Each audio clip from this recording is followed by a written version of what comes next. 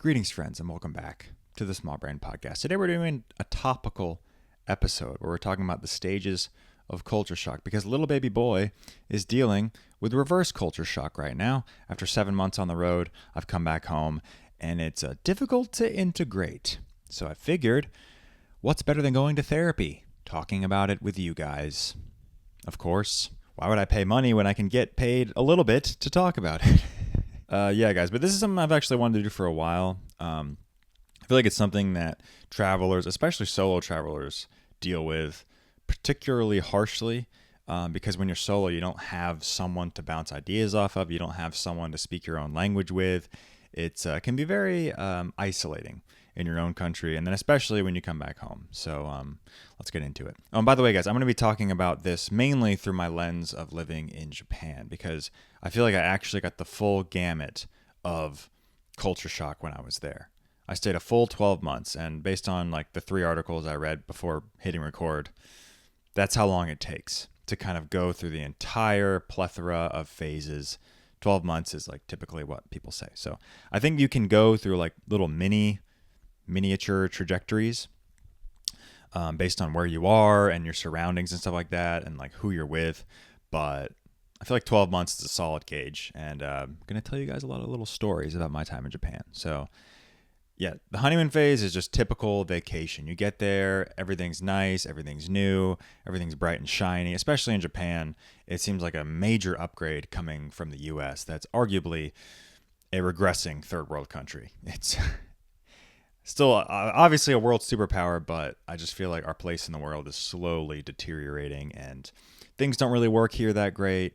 Depending on, if you're in a city or the countryside, people are not so nice to you in the cities. I don't want to get on my conservative dad rant, but like their cities are becoming a lot more dangerous in the US. So anyways, going to Japan, you feel like you're really upgrading your lifestyle. So yeah, this first, I'd say like 2 months, 3 months in Japan were like sex. They were incredible. You're meeting people, I was dating, I was single, I was like going to clubs and meeting girls and like going on dates and like experiencing the culture through other people's eyes. And I remember like I think it was like the first week in Japan, I went on a date with this girl and she took me to do this like weird ramen shoot. They have this like little bamboo shoot where they send water down it and then they send like a little thing of noodles and you dip up the noodles with your chopsticks, you put it in some broth and you eat it. It's really fun. So I was doing stuff like that where it's like everything was super novel, everything was super new, people were super nice, food was incredible. And honestly, those are like some of the best memories I have of Japan and my time being abroad. And that's when I feel like, now being a YouTuber, that's the most impactful time to press record, right? Is to capture those like peak moments where you're still super ignorant about the culture. You have no idea what's going on. When your mind is like super, you have lots of neuroplasticity, guys. We know some words on this channel. And your brain is like adapting to this new way of life, and everything is just so great in that first little honeymoon period, they call it. And then we come out of the honeymoon period, and that's the first stage of shock, guys, where those things that you used to love, and I say this all about Japan, I say this about Japan all the time, is the best parts of Japan are also the worst parts, right? Everyone follows the rules. Best part. Everyone follows the rules. Worst part. It's just a completely different relationship with rules than they have in the US. And like at first you're like, oh my God, that's amazing. Everything works. People wait in line. People, wait their turn at the crosswalk. And then after a while you're like, wait, this is kind of fucking dumb. Like there's no cars. Just walk across the road. Right? Your old American ways start to come back and the real you emerges and you're like, wait, what the fuck? No, I don't like this. You've kind of gotten a taste for their way of life. And then you're like, actually, our way of life is better. And I feel like that's where I am with several countries in my stage of travel, like especially Colombia. I got robbed at gunpoint. Coming up on 1 year anniversary of that, guys. Can you believe it? We survived a year. I should have been dead. I should have been bleeding out on the streets. My organs should have been sold on the black market for a hefty cost. I could have been sold into human trafficking. I could have been kidnapped. The guy had a gun. I would do anything he said. So very scary. Very scary. But we're out of it. And we're never going south of Texas again, guys. You have my word. No, you don't. Maybe we'll go to Peru or Uruguay. or Argentina.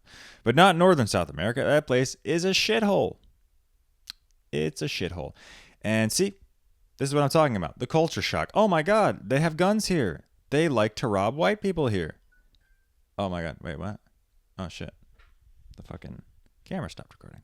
Anyways, like I was saying, oh my God, they rob white people here. They take advantage of foreigners who are ignorant here. And if you're a Colombian and you're listening, you know exactly what I'm talking about.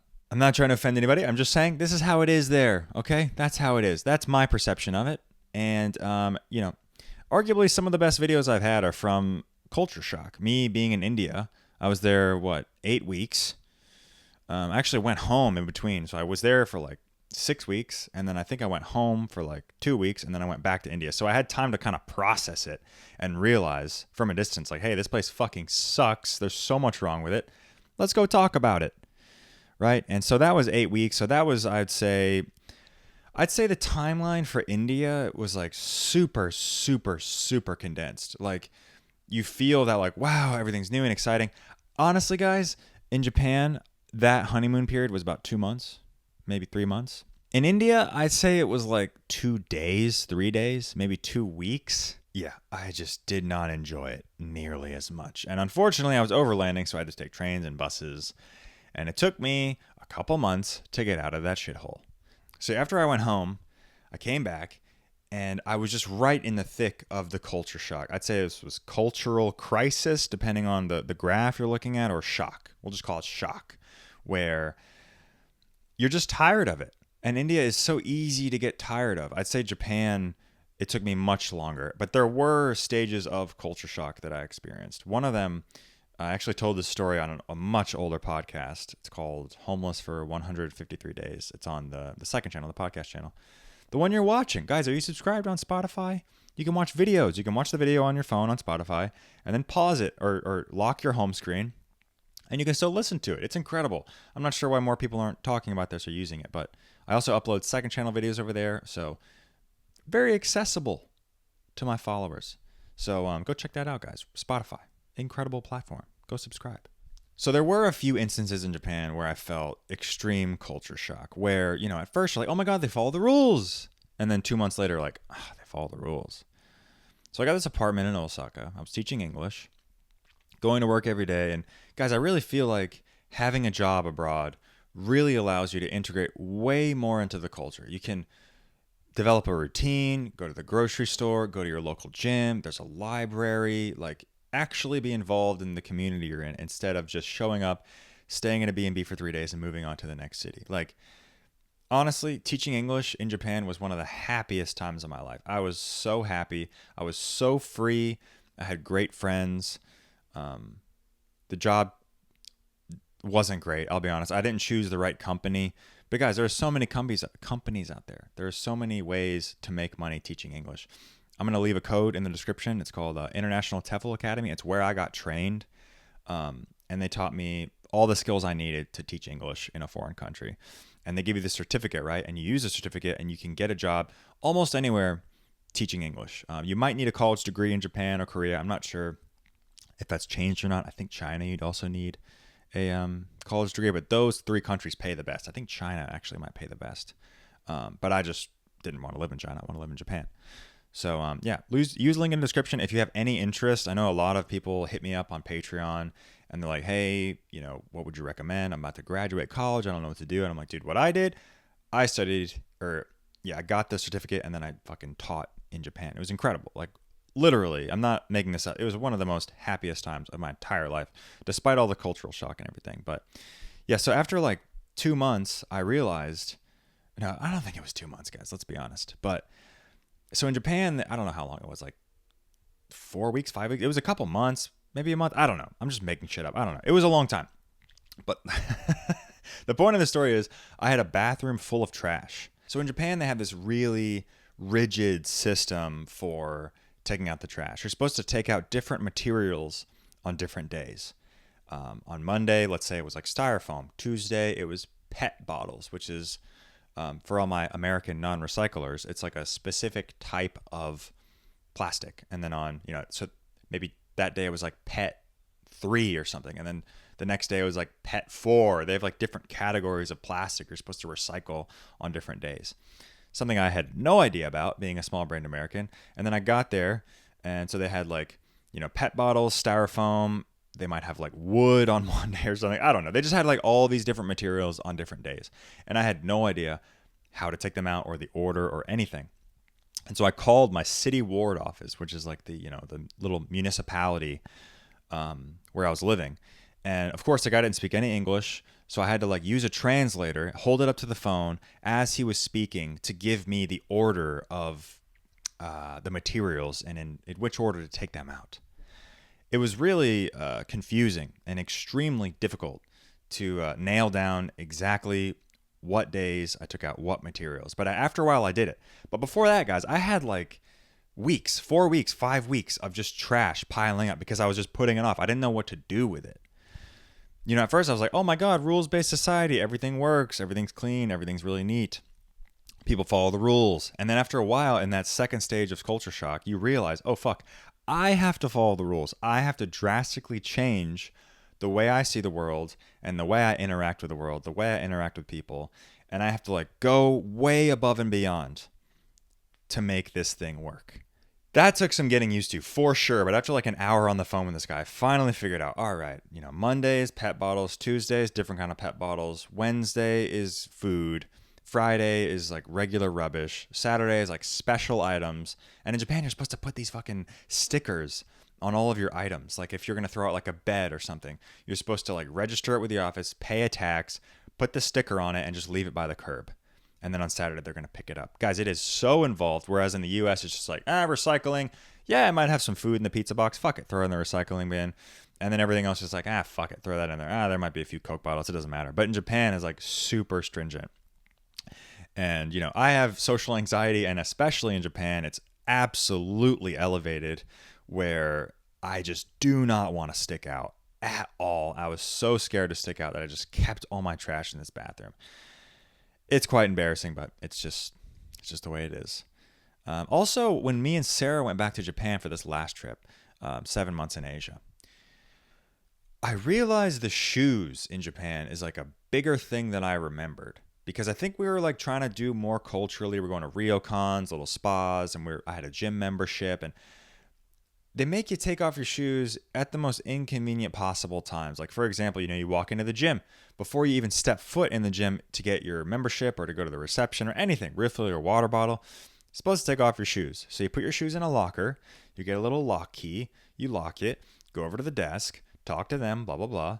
And then if you get your membership, if they deem you worthy to get a membership, guys, they're so involved with how you do things in Japan. They made me write down my blood type, which I just made it up. If I got a blood transfusion or dropped a 45-pound plate on my head, I'd be fucked at this Gold's Gym in Hakodate. I just scribbled some shit down, being the American I am. Because, guys, I've coped through the culture shock in Japan, or I've at least staved it off a little longer for this last short little trip where I learned all the skills on the year-long trip.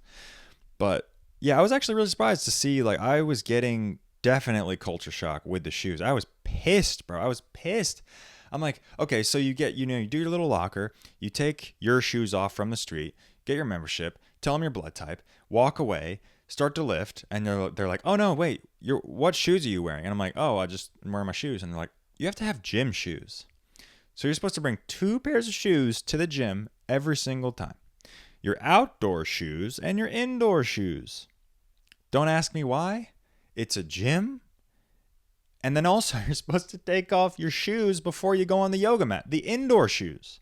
So the clean, pristine shoes that you brought that you've never worn outside, you're supposed to take them off before you go on the yoga mat or the stretch mat or into the bathroom. Before you go into the bathroom, you're supposed to take off those clean shoes and put on slippers that they've given you. So it's like, in one day, where if I were to go to the Golds in Atlanta, I can just take off. I don't even have to take off the shoes. I just leave them on the whole day. I wear 1 pair of shoes for the whole time. I even saw, and this actually pisses me off, I saw Americans in the gym in Atlanta, in the sauna, wearing shoes. How disrespectful. You're on like an elevated platform where people lay and shit. I just had my head there. You just stepped in dog shit. You just stepped in fucking fentanyl needles in Midtown Atlanta, and you're going to step on this platform where I'm laying my head with your nasty ass Asics. Disgusting. So you have the shock, right? And then you have the adaptation. That's where you start to see the silver lining in the differences. You're kind of in that low point in the shock. You're feeling alone. Maybe you've been there 3 or 4 months. This is kind of like that middle point where maybe you don't have friends. Maybe you haven't totally accustomed to the diet or the culture or whatever. Like you're just not fully there, but you're learning. And guys, this is at the point when I was in Japan that I started to go to Japanese lessons.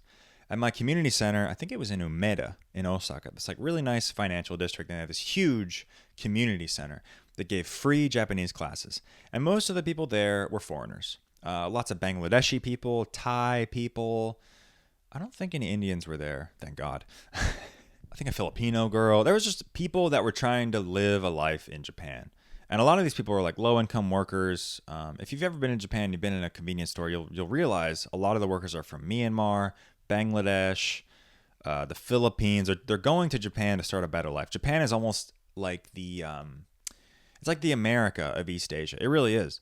It's where people go to follow their dreams, to have a better life, to get away from fucking genocides and concentration camps. And they want a little more freedom, even though Taiwan is technically the freest country in Asia. But we won't talk about that. But Japan is a great place for these people. So anyways, very diverse class, cool friends. I went with my coworkers who were like Europeans and Americans. I had a network of people. We were learning the language. We were improving ourselves. We were trying to make a better life in Japan. I lived the immigrant dream, guys. Okay? I lived the immigrant dream. I tried to learn the language, all right? I put forth a little effort and it went so far. I mean, and that's all the Japanese you see in my videos. All the Japanese I learned is from I had a girlfriend over there that was Japanese. She helped a ton, actually. I also worked at a bar. I was pouring drinks for Japanese clients. Yeah, it was a classy place. I can say clients. Teaching English had nothing to do with my Japanese. They didn't encourage us to learn any of the language, which is fine. It was great for when I first got there. And then also was the Japanese class, right? So I had the girlfriend, I had the job, and then I had the Japanese class. And honestly, guys, the Japanese class gave me the fundamentals to learn how to speak it. And they would call on people. It's different than just Duolingo. It's different than doing it on your own at your own pace. If you have a teacher, if you have a class, if you're accountable to your friends to show up in person, it makes a huge difference. A lot of what I learned was from that Japanese class.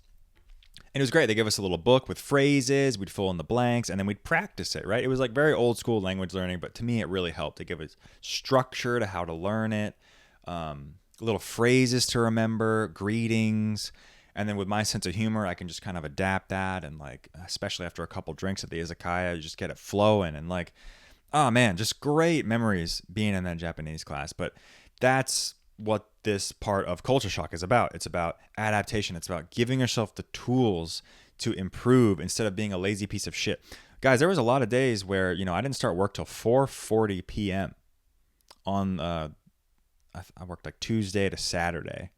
Had Sunday, Monday off. Or no, Monday, Tuesday off. I can't remember. Had to work on the Sabbath. They discriminated against my Christian heritage in Japan, guys. So yeah, I didn't start work till later in the afternoon.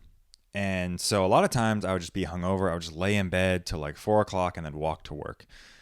I do not recommend you do that if you ever move to another country, if you ever, use the link in the bio to teach English in a foreign country, which I highly encourage anyone who's lost and young without necessarily a career path.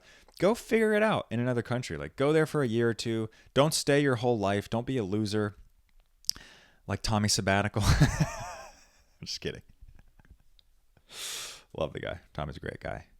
And honestly, all the stuff he learned in China after 6 years has helped him tremendously on his YouTube channel. So I cannot blame him. But a lot of people just stay in the country. A lot of these English teaching losers will just stay there for a decade. They'll just keep the job. They'll be mediocre. I used it as a stepping stone for better things, right? And, if you're young and you don't feel like you have a nice place in the world. Like me, I was going to go to law school, but I never really wanted to do it. And teaching English in Japan, it was the first thing in my life I got really excited about. and that I actually had real passion for, like diving into a new country, learning a language, adapting to the culture, right? I was super excited about it. And I feel like if you're young, you need something like that. You need to get out of your comfort zone in like a drastic way. And I feel like, teaching English is an easy job, guys. It's not difficult. You can already do it. Look, I'm doing it right now. I've been doing it for 25 minutes. It's so easy. And you're going to make great friends. And anyways, little segue. Let's segue back into the culture shock stuff. A big part of the adaptation process is making friends, right? Like having a network of people that care about you, that are going to hold you accountable, that are just great friends. Like, man, I had friends over there, Louisa, Ben, Kyle, and Will. We had this nice little group of friends. We'd play like Dungeons and Dragons once a week, and like drink and go out. And then maybe the next day we'd do like a hike. And we had like, honestly, I'm getting like the warm fuzzies just thinking about it. Like these were my best friends and we were super active together. We were bettering ourselves. Kyle had a Japanese girlfriend. So did I. I think Ben had a Japanese girlfriend. Will had a Japanese girlfriend. So we were all kind of like, we felt like we were actually able to integrate into the culture, which made a huge difference, especially when you're feeling alienated in that like 4th, 5th, 6th month. You don't have language skills. Maybe you're like tapped on money or something. I don't know. Like shit's not going well. You can fall back on your friends. You can learn the language. You can go out. You can have fun. And like that makes all the difference, man. Like, I think like living abroad, it's kind of like doing drugs, right? I'm sober now. I don't do drugs anymore. But when I used to do drugs, it gave you this amazing feeling, right? But then there's also like terrible drawbacks, right? Hangovers, depression, whatever that may be for whatever drug you're taking. But the same is true when you're living abroad. Like you have these really, really high moments of like, wow, like I feel great. Nothing can stop me. That's that honeymoon period. I feel incredible. This culture is amazing. These people are amazing. Everything. You're just infatuated with everything. You're feeling euphoric. And then that low point comes maybe the next day after like doing coke or something, or Molly or acid or mushrooms or whatever it is. You don't feel great the next day, right? And maybe you're feeling depressed or whatever. You're feeling lonely. You're feeling isolated, suicidal thoughts, whatever it is. The same shit happens when you're living abroad. Like it's a very intense process, which is why I can't recommend it to every single person. But I would say like if you have that inkling, if you feel like maybe there's some passion there, give it a shot. Even if you don't, like go for like 6 weeks and see, you know what I mean? With my job teaching English, this is a little known secret they don't want to tell you, but like I got the work visa. I could have just quit. I could have just quit like after 3 weeks and just kept the work visa and got another job. You know what I mean? Anyways, what the fuck? I go on so many little side tangents. I have no idea what I'm talking about anymore. Living abroad is like doing drugs. It really is. Like you feel those intense, impassioned, empathetic, joyous, euphoric moments. And then also you have these like soul crushing, I'm so alone. I have no friends. I have no money. I have no prospects. I left my family. I'm just alone out here rotting away. That's when you need the friends, guys. That's when you need like real life network of people who are actually going to give a fuck about you. And they're not just a stranger on the street. Although the strangers on the street, when you're first moving there, are incredible. That's a lot of what my channel is based around, is like those first kind of impression interactions. And I'm not saying they're not worth anything, but like at the end of the day, what's going to like satiate your heart and your soul and make you feel like you're loved and make you feel like if you disappeared tomorrow, people would give a fuck, is your friends, right? And being able to actually ingratiate yourself into the culture. And so that adaptation part is like so vital for succeeding in another country. And I feel like if you're traveling with a significant other or the boys, you know what I mean? You're going on a long trip with your friends. I don't think you're ever really gonna fully adapt to that culture. Like, I just don't really think so. Like, me and Sarah went for 3 months and like we were together, right? Like, she was the main person I was talking to. And if I had an issue, I'd go to her. And that's what a significant other is for, right? That makes sense. But at the same time, like, you need to integrate a little more into the culture to feel like you're actually welcomed. And in Japan especially, it's hard, man. It's hard because, you're white or you're not from there. And if you're Chinese or Korean, that's probably worse than being white for a lot of reasons in Japan. but you never really feel at home. And so you need those language skills. You need those friends, guys. Like, I cannot stress that enough. For your mental health, you gotta have friends. Speaking of mental health, I was at the peak of my alcoholism in Japan. Like, I made a joke at the time, like, I'd go to work in like a suit and tie every day. It was ridiculous, guys. I was going to work in a suit and tie to like read English scripts to children. Like, it made no sense. It was just all a facade. It was all fake as fuck. Just to act like, I had some level of mastery over myself in the English language. And, oh, I'm wearing a tie. Oh, I'm very important. But in reality, I was a degenerate alcoholic. We would finish work every day and just pound beers, me and Kyle. Great times, great times. Wow. Kyle's got a kid now, though, unfortunately. Poor guy. I'm just kidding. But things change, guys. While you're young, go to Japan, go to China, go to Korea. Teach English. Live your dream. Just give it a shot. Life is an experiment. Like, just try it out. Why would you not? Right? You're young. You got your health. I think when I moved there, I was 24 years old. Why not, dude? You're going to have a great time. And if not, just go home. If not, just move back in with your parents. Fuck it. Or get a cheap apartment in Maryland or, Baltimore, whatever. Go to some shithole. Save your money. Work in a restaurant. Clean dishes. Stay with a friend if you can. Save your money where you can and save up and go to Japan. All right. If you're lost in life, if you're depressed, just try it. Just try it. Plenty of weebs have done it before you. Try it. See what happens. Life's an experiment. Give it a shot. The next stage is the acceptance. And here's where I'm going to push back on what I just said a little bit, because unless you're hanging out with like a lot of local people, unless you really understand the culture, unless you like have a wife or something there, I don't know if you're ever fully going to accept the culture. Because me, I had like foreigner friends that, we could kind of bounce things off of. We could speak our common tongue. It's like, if you ever meet like an immigrant from like Honduras or Guatemala or something living in the US. I worked in this restaurant in DC where we had a lot of immigrants from Honduras, Guatemala, Nicaragua, Mexico, Costa Rica, where I don't know if those guys are ever really going to fully accept American culture. I just don't. Like, unless you're speaking the language fluently every day, unless you're like going to whatever, baseball games and like fully accepting the culture and ingratiating yourself, I don't know if you're ever fully going to accept the culture.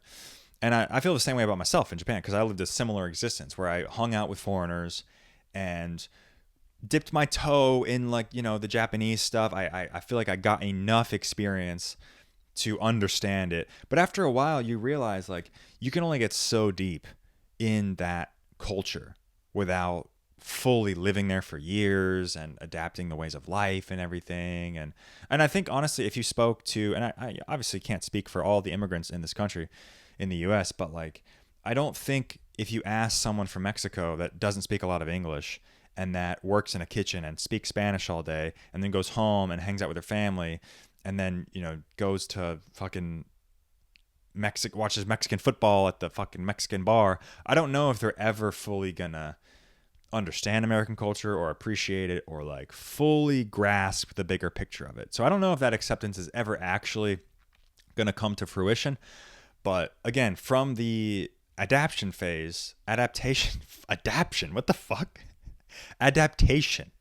From the adaptation phase, unless you like really dig into those skill sets, I don't know if it's ever fully going to be accepted, but at least from my experience, all I can talk about is my experience, guys. And for me, there were still like difficulties in everyday life in Japan. Paying for things. I never learned how to read Japanese fully. I can read like a little bit of it, like 1/10 of it, maybe. I can recognize every few characters, but I just don't know if that's ever going to happen, especially for me in Japan. Like personally, I don't know if I'm ever fully going to commit the time to learn all the characters and stuff. Tommy Sabbatical is a legend. He can read Chinese. That is, dude, that should not be understated how difficult that is. Like, because in Japan, they have 3 alphabets, right? They have hiragana, which is the easiest one. That's the one you learn. You can learn it in a few days, really, if you really put your mind to it. Katakana, which is like a similar phonetic alphabet where the sounds line up with the words. And then you have kanji, which is the old Chinese characters where one character describes an entire object. So instead of like, in katakana, computer would be like pasokon, like personal computer, but shortened. Look, I'm going in my English teaching voice. Computer. So in Japanese, it's easier to go from katakana to English, where you're like, oh, pasokon, I get it, pasokon, and each of those sounds is a symbol. Whereas like, water, there's one symbol for water. This is coffee, but we'll just say it's water. There's one symbol, mizu, right? It's one symbol, right? And so kanji is a lot more difficult because it's just straight up memorization, where like katakana, hiragana is easier to understand. So anyways, my point is Chinese does not have hiragana or katakana. It just has the the symbols. So it's really difficult. And so Tommy's a very smart guy for learning all that stuff. But for me, I just didn't really want to devote the time. And so for that reason, I don't really know if I'll ever fully accept the Japanese culture. And even me and Sarah, we went back, right? And we went to a baseball game and got kicked out because of our tickets were duplicates. Guys, never use StubHub. Never use them. I'm trying to find a brand deal with one of their competitors so I can talk about my experience more fully and get paid for it and hopefully recoup some of the lost money that StubHub stole from me. Yeah, we got kicked out of this baseball stadium essentially because StubHub fucked us. And this guy next to us, we'll call him Inspector Gadget. He's like some fucking detective trying to solve our problems that we had solved ourselves. We got there and someone was in our seats. And then we kind of arranged an agreement with them. Like, oh, I'll sit here. You'll sit there. We'll just sit in empty seats. It's no big deal. But this Japanese guy called over the ushers and basically kicked us out. So stuff like that will come up where you're like, dude, fuck this place. Like, that is a ridiculous feature of the society. Why would a grown man make it his personal priority to kick out other adults from a baseball stadium that they paid money for and they have tickets for, but since there's duplicates, get the fuck out, basically. Very annoying. I'm not sure if I'll ever fully accept that part of the culture. And I don't know, even like the Chris Bras, the people have been living there for 10, 12 years, I don't know if they ever fully come to terms with that. I don't know. But for me, I could never see myself actually accepting that part of the culture. So anyways, I was there for about a year, like I said, and I'd say, I accepted a lot of parts of the culture, but again, there was still a lot left on the table that maybe one day, maybe I'll retire in Japan. I'm not really sure, but maybe one day we'll get there. A little caveat is like I said earlier with India, a lot of these places are more difficult or less difficult than others to, like sometimes the timeline of the culture shock is either shorter or longer, depending on the country. Like I said, in India, it was super short. I got to the culture crisis and low point extremely fast. And you know what? I'm going to be honest with you guys for the sake of my stomach and my fucking brain and my ear health. I don't know if I will ever fully want to understand or accept India because it's such an intense place. Maybe one day when I've seen like a lot of countries, maybe I'll go back just as a little refresher. But, I just don't know if it's worth it to go and spend the time there to actually fully grasp the culture. Yeah. So what's next? Oh yeah, this is the part I'm struggling with right now, is the re-entry into society. This is probably the hairiest, the darkest, the scariest, because right now I'm going through it and I don't have great tips on how to get through it. It's where you come home and you're a bit changed from your trip, right? Maybe you went to Japan and you appreciate how organized everything is. You appreciate how even the lowest workers on the totem pole give it their all and they really care. And, even the Bangladeshi immigrant, he might not know English, but he's fluent in Japanese, or he's learning, or he's like trying to better himself. And it just seems like in Japan, there's like this cohesive effort to blend into the society, to not stand out, to not break the rules. And maybe, you came to appreciate that and you had your faults, and maybe you got kicked out of a baseball game and, you've had a tough relationship with it, but you've come to terms with it and you're like, you know what, in general, this is a good thing, right? This helps their society.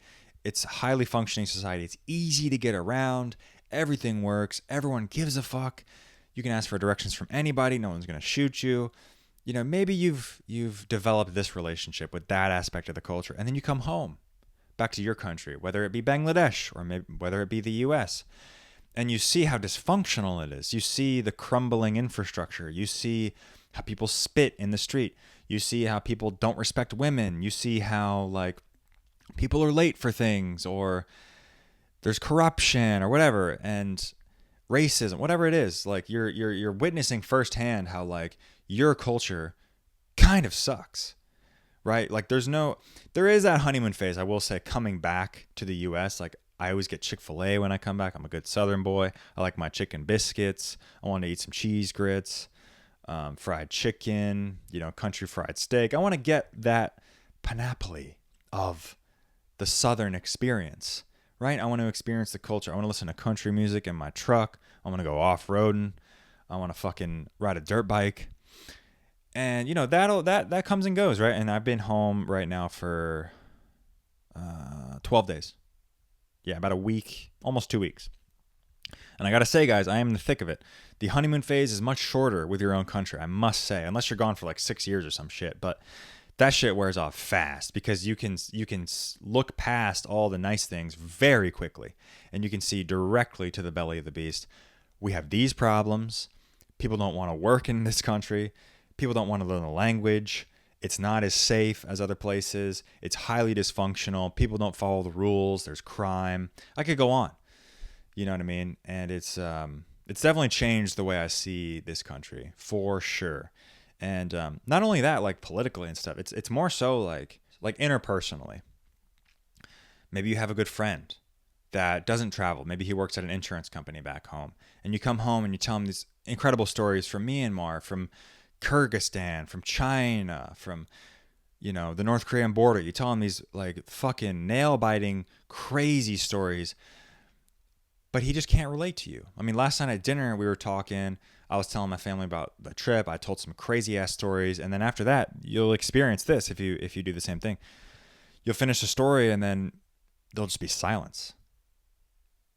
They'll have nothing to say. They have no rebuttal. They have no way to relate to your experience. It's very alienating, I must say. It's extremely alienating. And I feel like conversely, like when you're in Japan, you've been there 6 months, you need a network of people, you need someone to reach out to that understands you, you need to hang out with foreigners.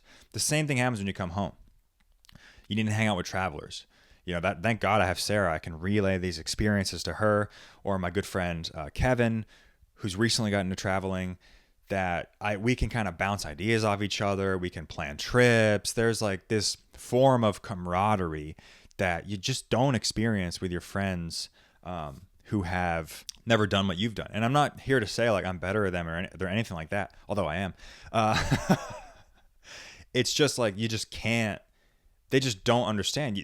There's no reciprocal communication there. Like you're telling them something and they're not hearing it for everything that it is, or they can't have a fluid conversation with you where they can actually see you and hear you. And it's very alienating, especially with like friends you've had for years, right? Your best friends that maybe they have a kid and they work in an office and they just don't get it. And I know that sounds really like degrading and everything like that.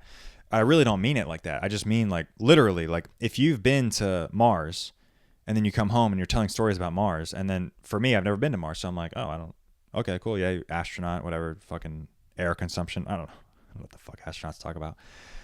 But you can see how that would be like harder to relate to if you've never experienced it personally. And I experience it all the time. And like the longer you're gone and the longer you're going down this road of, full-time traveler, YouTuber, creator, networking with cool people, meeting, other YouTubers and like traveling the world. And it's just very hard to come home and like actually feel accepted and heard, and like, oh yeah, shit is tough, man.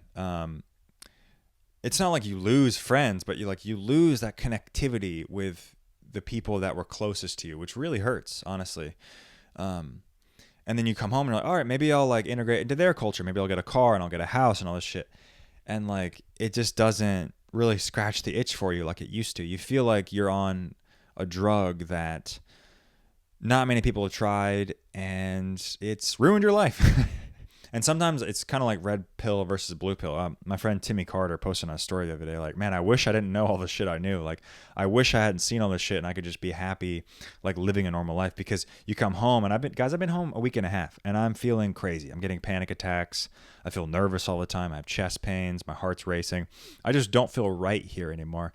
And I wish that weren't the case. Like, I wish I could just come home and hang out and just go to the gym and like play basketball and just have fun. Play basketball? What the fuck kind of example was that? I haven't played basketball in like years. Last time I played basketball was with those Uyghur kids. Why the fuck would I use that as an example? Okay, anyways, but I just wish I could just live a regular life. And you know, it's especially destabilizing to come home and be in your home country and have that be your reality. Like, I'm in my childhood bedroom right now, guys, and it just doesn't feel, it feels like the walls are closing in on me. You know what I mean? It doesn't feel as welcoming. It's, you know, you don't feel as close to your parents, and it's a challenge for sure. But I feel like it's more fire to like, all right, this lifestyle is not it. Like, go find a new one. Guys, I was at the doctor yesterday and he tried to prescribe me antidepressants because I told him I was having panic attacks and I'm stressed at home. And he's like, oh yeah, we'll just take these pills. I'm like, what the fuck, bro? Like, even that is part of the culture shock. I'm like, you're really going to prescribe me like a pharmaceutical because of my surroundings? Like, yeah, I get if you're getting cancer treatment or you've gone through a divorce or you have like some major life event, but like, I can change my surroundings. I can meditate. I can work out. I can eat, you know, low carb diet. Like, there's ways to cope with it. But he's like, no, just take these pills. I'm like, dude, I've been home for a week and a half and you're going to put me on a pharmaceutical regimen? Like, whew, that was crazy. So, luckily I'm not taking the pills and I'm talking to you guys. So thank you very much for listening. Thank you for the support with everything. Thank you for subscribing on Spotify, for buying the merch and everything. Thank you guys very much. Honestly, just, this is my dream. It's my dream job to be able to travel and then relay the stories to you guys and maybe somehow foster a sense of community. If you guys want to go join the Patreon, we actually do have a nice community over there. I respond to every DM. I respond to every message in the group chat that's not weird as fuck.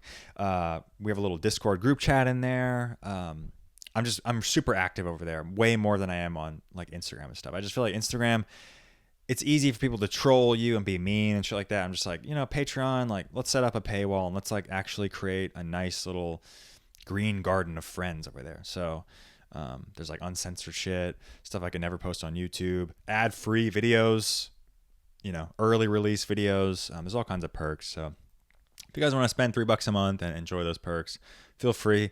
But if not, thanks anyways for watching. Wherever you're watching, thank you very much, guys. And I'll see you from the next one. Bye-bye. Love you.